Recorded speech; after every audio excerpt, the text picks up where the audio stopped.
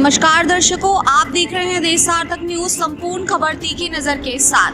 आज हम मौजूद हैं सीकर की एक प्रसिद्ध जगह पर जिसका नाम है शेखावाटी शूटिंग रेंज, जहां पर हम बात करेंगे दीपेंद्र सिंह शेखावत जी से शूटिंग की हिस्ट्री के बारे में और साथ ही जानेंगे शेखावाटी शूटिंग रेंज की विशेषताओं के बारे में। तो आइए उनसे बात करते हैं।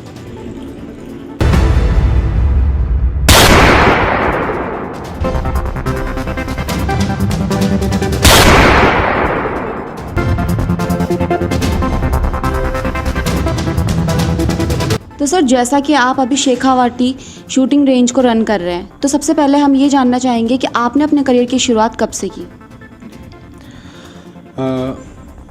2009-10 के दौरान मेरे मित्र जो इंडियन शूटिंग टीम में है, ओम प्रकाश चौधरी, तो ओम प्रकाश जी मेरे पास में आए और हम लोगों ने डिस्कस किया कि भाई मैं शूटिंग स्टार्ट करना है। हम लोग स्कूलिंग में थे तो शूटिंग करते थे। अब समस्या ये थी कि हम यहाँ पे प्रैक्टिस कैसे करेंगे। मैं सीकर था, तो बीच बीच में राजस्थान की जो हमारी जगतपुरा शूटिंग रेंज है, वहाँ पे मैं प्रैक्टिस करने के लिए जाता था।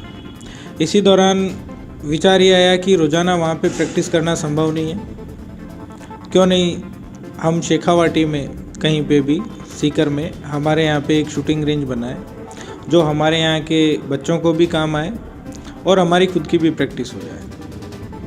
ये विचार क्रियान्वित करते हुए हमें ये माने कि 3-4 साल लग गए और यूँ करते करते 2015 में हमने शूटिंग रेंज को शुरू किया। तो 2015 में जनवरी में हमने इसकी नींव रखी थी।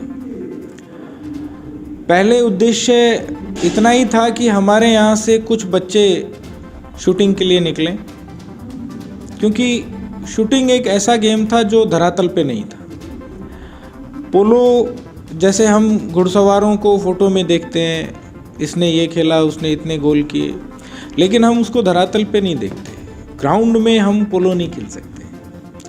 बिल्कुल वैसे ही शूटिंग की भी फ़ोटोएं देखी जाती थी, वो धरातल पे नहीं था हमारे यहाँ। तो वो चीज़ हमें ऐसा लग रहा था कि उसको धरातल पे हमें लाना चाहिए। गेम को धरातल पर लाने के लिए हमने शूटिंग की नींव रखी थी। संयोग से 2016 के अंदर जो नेशनल हमारा जो रेंज ओपन होने के बाद में पहला नेशनल था, 1-2 बच्चे जो थे हमारे वो नेशनल लेवल पे गए, तो हमारा थोड़ा हौसला बढ़ा। प्रोफेशनली हम लोग पहले इसको रन नहीं कर रहे थे। हम लोग हमारी प्रैक्टिस के लिए और कुछ बच्चे जो यहाँ से निकले उनको मदद करते हुए हम निकालना चाहते। इसी तरह खेलते खेलते संयोग से मैं नेशनल लेवल पे चला गया। जो शौक़ था वो आगे जुनून में बदल गया। तो फिर ये लगने लगा कि हमें थोड़ा आगे और खेलना चाहिए। लोगों ने भी कहा, मीडिया ने भी सराहा, तो एक अपने आप में एक ललक जगी, तो हमने आगे बढ़ना शुरू कर दिया। तो यूँ करते करते साल दर साल नए नए खिलाड़ी आते गए, बच्चे आगे बढ़ते गए, तो शूटिंग धीरे धीरे शेखावाटी में पॉपुलर होता रहा। लोगों को भी पता लगा कि ये भी कोई खेल है जो हमारे यहाँ के बच्चे खेल रहे हैं, जिसको पहले वो लोग ग्राउंड में कभी नहीं देखते थे। वो खेल धीरे धीरे शेखावाटी के जनमानस की नज़रों में आने लगा। आज जब मैं देखता हूँ 2022 में, तो 7 साल पहले हमने जिस गेम को शुरू किया था और जिसको हमारे क्षेत्र में कोई नहीं जानता था, लोगों ने सिर्फ उतना ही जाना था जितना उन्होंने अखबार में फ़ोटोएं देखी थी। आज हमारे यहाँ से सैकड़ों शूटर्स हमने दिए हैं, जिसमें से इंडियन आर्मी में भी दिए हैं, राजस्थान पुलिस को भी दिए हैं, रेलवे में भी दिए हैं, रेवेन्यू में भी दिए हैं। बहुत से ऐसे स्पोर्ट्स कोटा से खिलाड़ी जा रहे हैं। तो सर, जैसा कि आपने बताया कि आपकी अपनी अचीवमेंट्स भी बहुत ज़्यादा अच्छी थी और आपके यहाँ से जितने भी बच्चे आज तक शूटिंग करके गए उनकी अचीवमेंट्स भी काफ़ी अच्छी हैं, तो क्या आप बताना चाहेंगे हमारे दर्शकों को कि आपके बच्चे जो भी यहाँ से नेशनल लेवल पर गए हैं वो अभी किस किस पोस्ट पर हैं? देखिए, हमारे यहाँ से जो नेशनल लेवल पे रिनाउंड शूट किए हैं, फहरिस्त काफ़ी बड़ी है। बहुत से बच्चे ऐसे हैं जो नेशनल खेलने के बाद में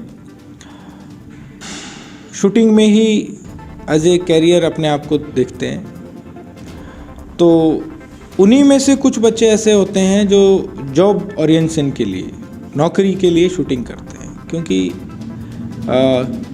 किसान बाहुल्य क्षेत्र है हमारा, जुझारू लोग हैं, तो यहाँ से नौकरी प्रथम प्राथमिकता रहती है और सरकारी नौकरी के लिए बच्चे प्रयास करते हैं। तो यहाँ से जो लोग भी नेशनल रिनाउंड किए हैं, उनमें से इंडियन आर्मी में हमने 3-4 बच्चे दिए हैं जो डायरेक्टली सीधे हमारे यहाँ पे सेंटर से कॉल आया हुआ था कि कोई अच्छा बच्चा हो तो आप हमें दीजिए।